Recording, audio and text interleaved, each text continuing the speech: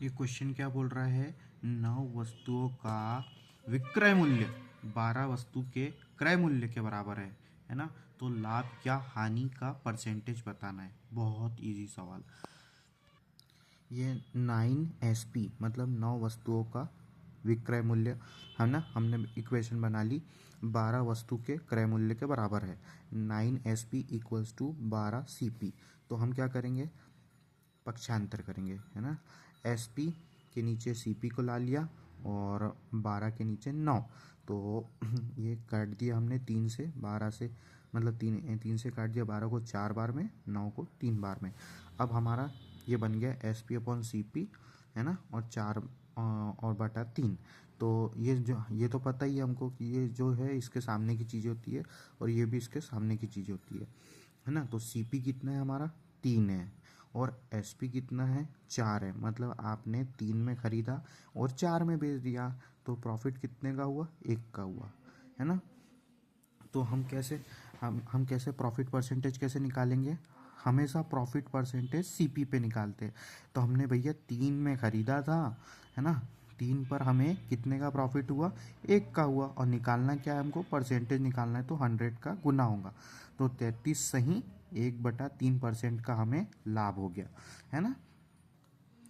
फिर से एक बार देख लेते हैं। कुछ भी नहीं किया हमने, क्वेश्चन में जैसा बोला था कि जो जिसके बराबर है 9SP इक्वल्स टू 12CP कर दिया है ना।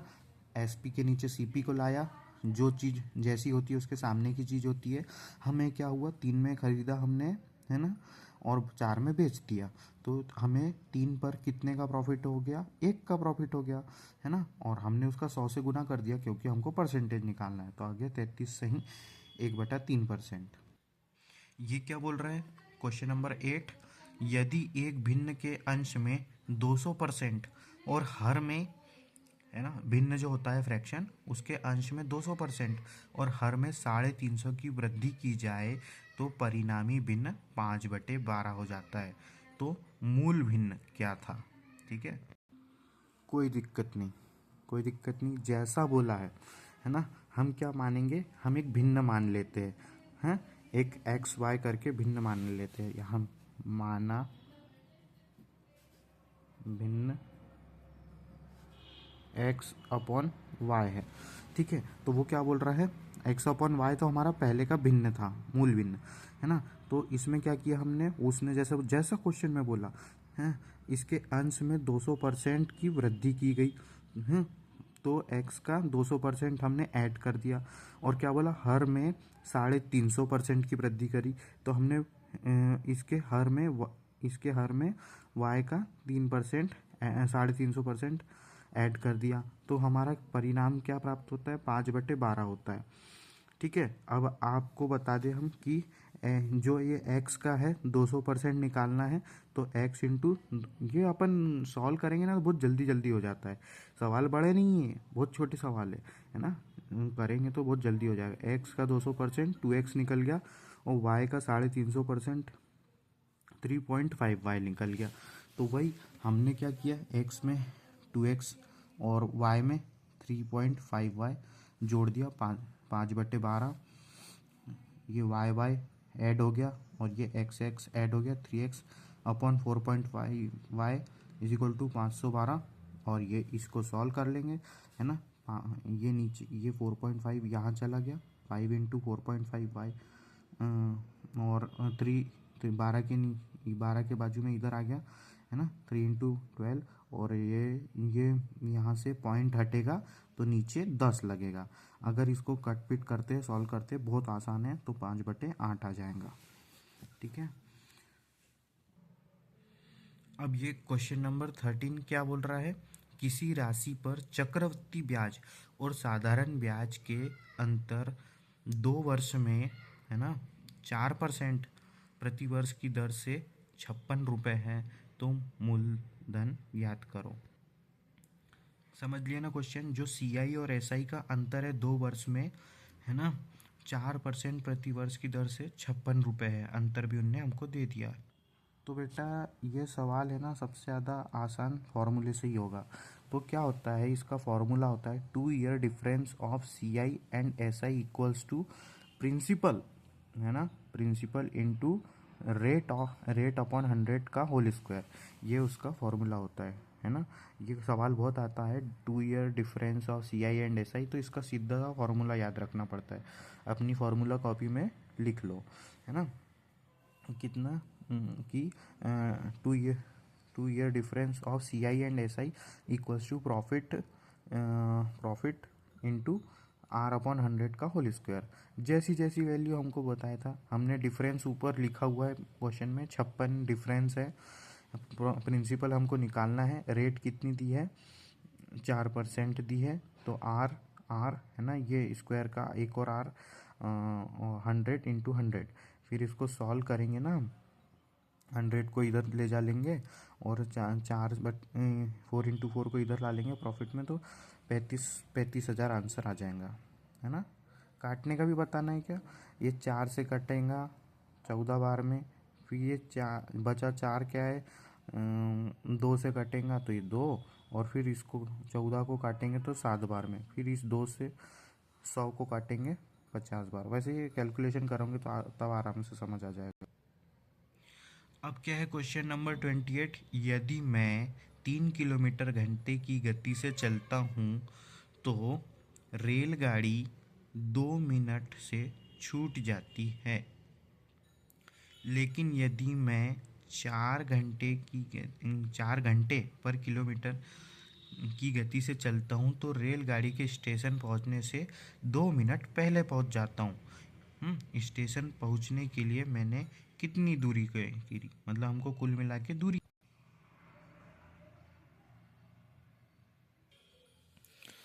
हमको एक फॉर्मूला है इसमें, चाल बराबरी से दूरी बटा समय, तो हम ये समय इक्वल्स टू क्या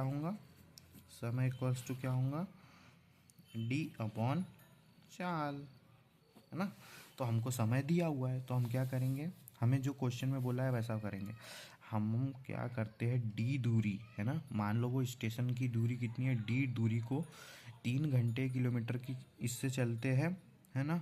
और फिर बोला है कि हम वही डी दूरी को 4 किलोमीटर पर घंटे की स्पीड से चलते हैं, तो हमें क्या होता है, कुल मिला के उसमें बोला है 2 मिनट पहले पहुंच जाते हैं और 2 मिनट लेट पहुंचते हैं, मतलब कुल मिला के अंतर आता है 4 मिनट का, है ना, 4 मिनट का। तो फिर क्या करेंगे, बस हमको इतना ही इक्वेशन बनाना है कि हमारी जो रेलवे स्टेशन की दूरी है ना, पहुंचने के लिए वो डी है।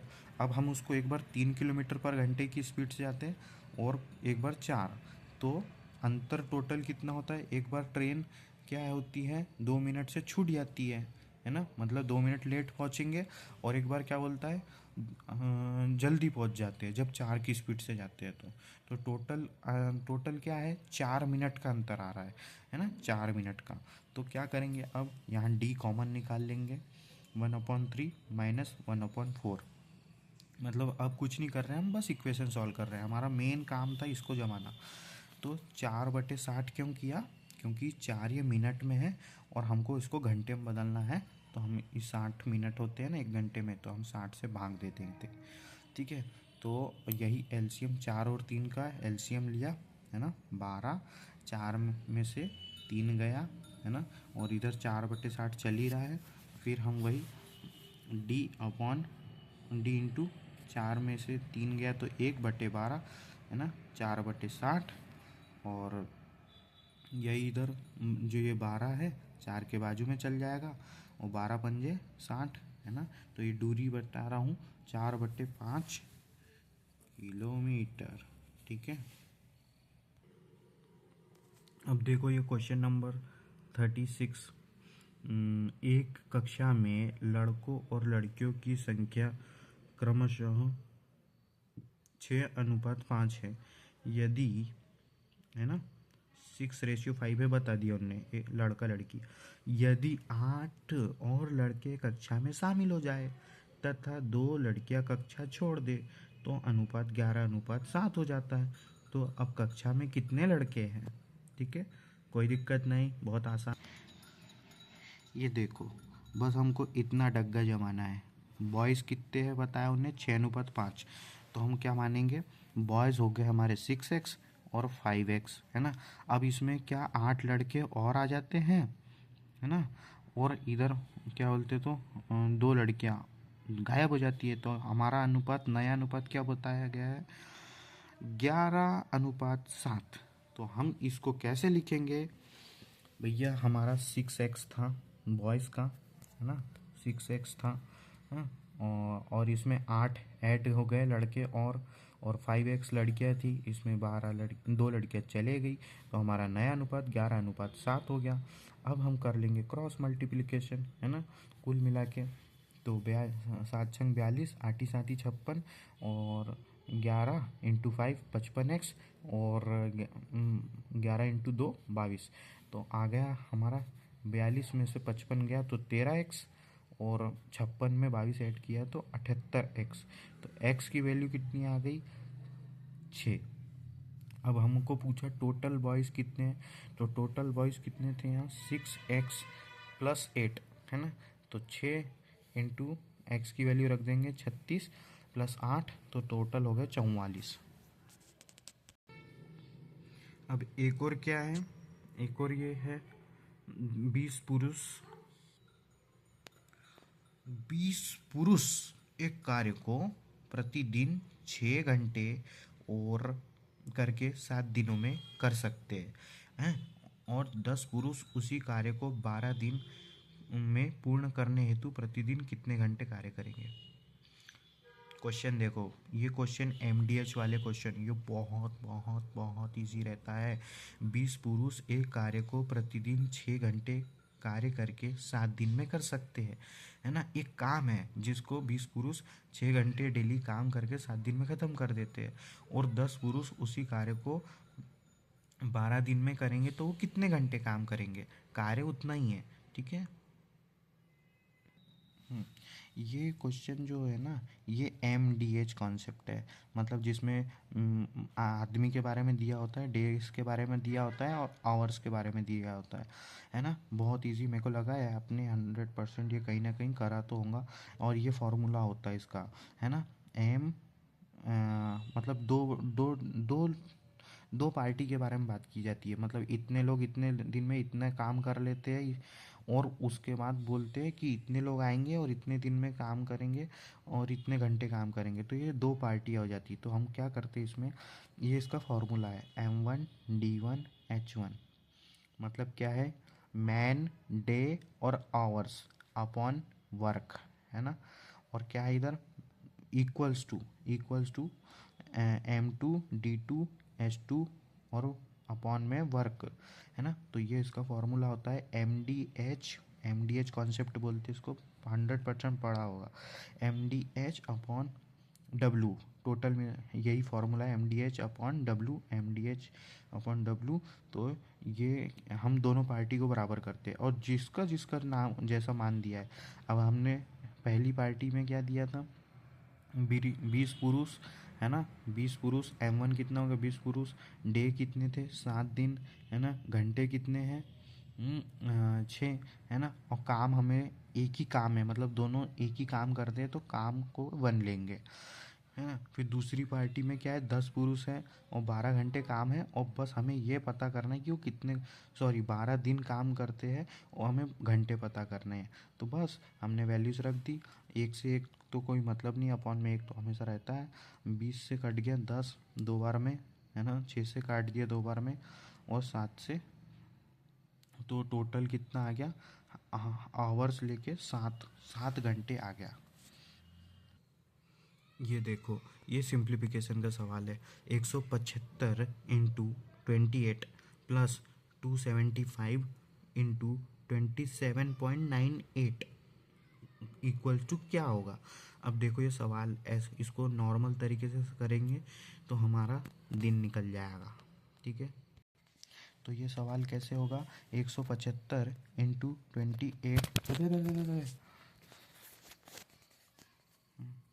175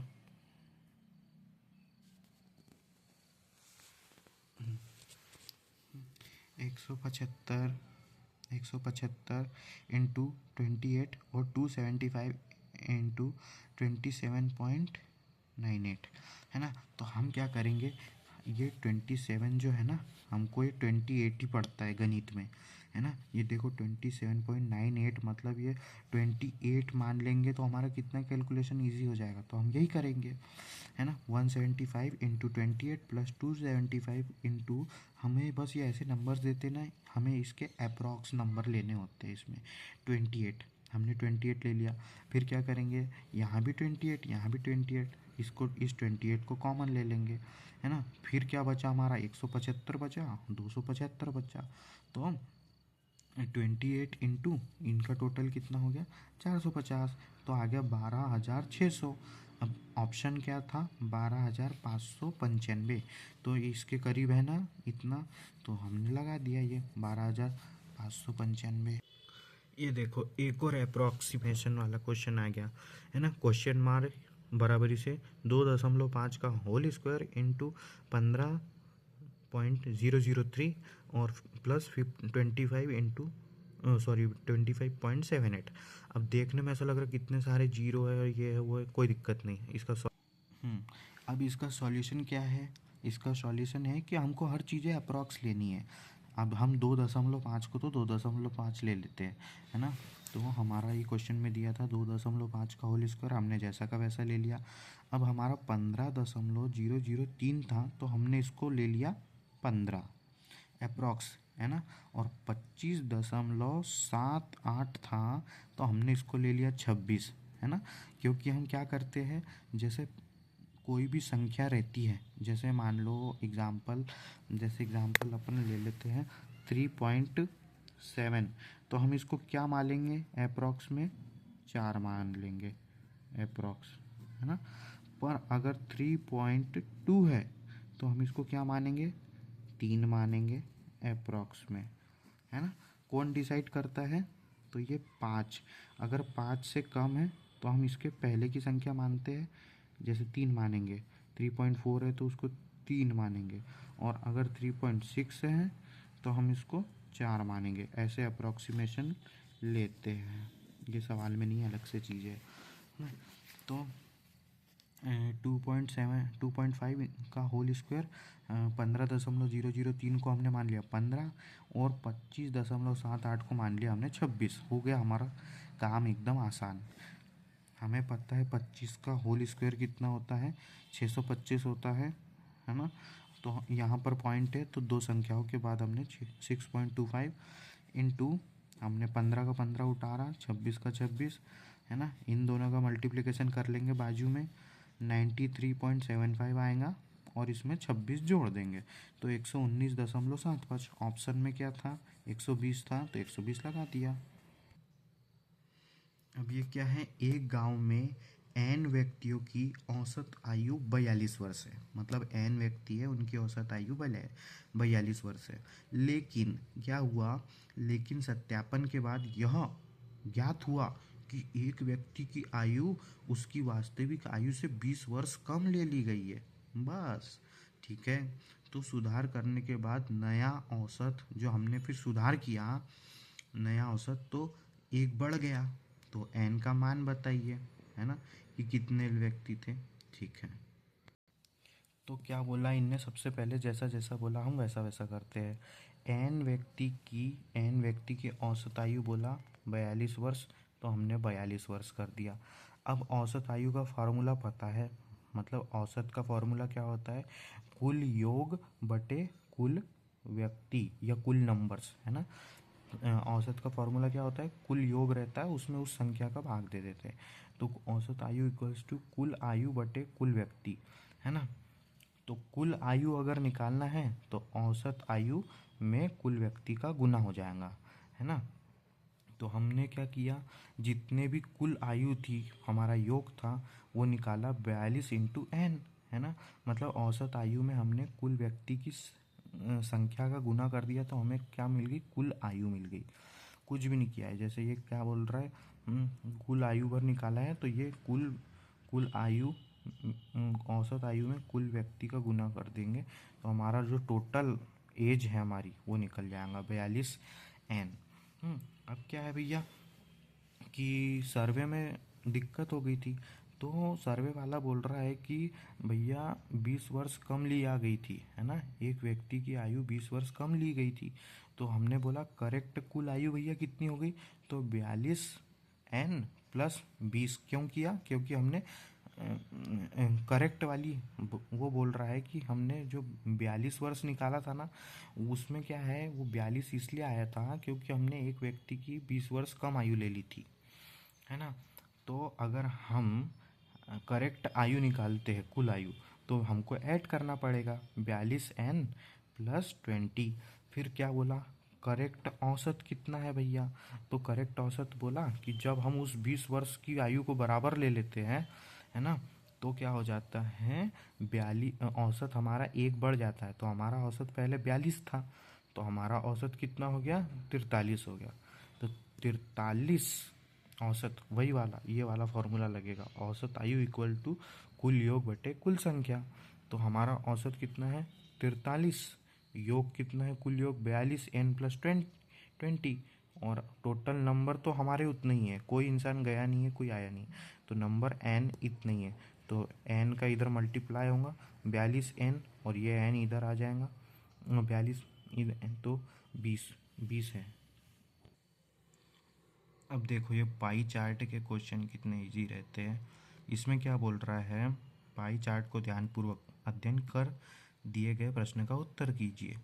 तो क्या है, विभिन्न संस्थान ABCDEFG में पढ़ रहे छात्रों की कुल संख्या है 3800। ठीक है, अब ये क्या है, ये अपने आप में 100% है। ठीक है, ये अपने आप में 100% है। तो फिर हमको नीचे में क्या दिया है, संस्था ई में पढ़ रहे छात्रों और संस्था डी में पढ़ रहे छात्रों की संख्या का क्रमशः अनुपात बताइए। तो ई में कितने हैं, 14% है, और डी में कितने हैं, 21। तो 14% अनुपात 21% का हमें अनुपात बताना है। तो हमको क्या पता चला भैया, ये टोटल जो 100% है ना, वो किसके बराबर है, 3800। मतलब कुल बच्चे कितने हैं, 3800। तो 1% हमारा कैसे होगा, ये 0 से 0 काट दिया हमने, तो 1% हमारा 38 के बराबर हो जाएगा। अब क्या बोला है उनने, फाइंड क्या करना है हमको, ई और डी का अनुपात करना है। तो ई बराबर से कितना होता है, 14%, और डी बराबरी से 21%। तो 14% और 21% का अनुपात बताना है हमको। तो हम क्या करेंगे, 14 इंटू 1% की वैल्यू कितनी है, 38, और 21% अनुपात लगा, हाई अनुपात निकालना है, तो 21 इंटू 38, है ना, परसेंट की वैल्यू कितनी है, 38। तो 30 ये होता है, जैसे ये इससे कट जाएगा, क्योंकि ये अनुपात मतलब अपॉन में है, मतलब कुल मिला के ये, हाँ, 14 तो ये 38 से 38 कट गया, है ना, और 7 से काटेंगे 14 2 बार में, और 21 काटेंगे 3 बार में, है ना। मतलब ये कुल मिला के ऐसा हुआ है कि 14 इंटू 38 अनुपात मतलब क्या होता है, बटा होता है ना, और 21 इंटू 38। तो ये 38 से 38 कट गया, और 7 से कट गया 2 बार में, और 7 से कट गया 3 बार में, तो ये 2:3 आ गया। हो गया, इस पेपर के सारे क्वेश्चन समाप्त हुए।